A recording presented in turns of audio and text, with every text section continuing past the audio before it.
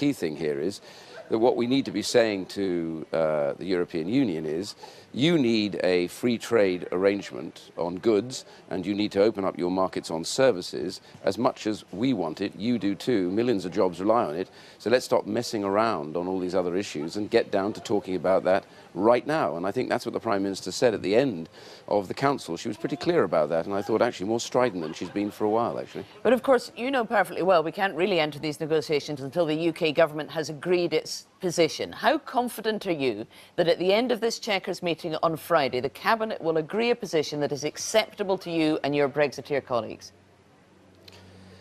Well, I want them to agree something, and by the way, I also want them to stop taking their arguments out into the public domain. I think MPs of all general views would like that to happen. I do genuinely am optimistic about this. I think that they will come to an agreement on this. I think the critical issue here is that whatever goes out as a white paper shouldn't be a multiple choice, as it was suggested I saw the other day, because that makes negotiation very difficult. All the negotiations I've ever been in a business, etc., and all those that I know who've done it know that unless you go and place on the table your simple view of what you want and then say, right, you tell me what's wrong with that, you tell me what you want, and then we can start negotiating. If you put a lot of options down on the table, of course all they'll do is shop around bits here and there, and you'll end up retreating into the worst position for us and the best position for the European Union. So we want something straightforward and simple that says, this is our position, now you tell us why you don't agree with it, or if you agree with it, let's get to the end point pretty quickly.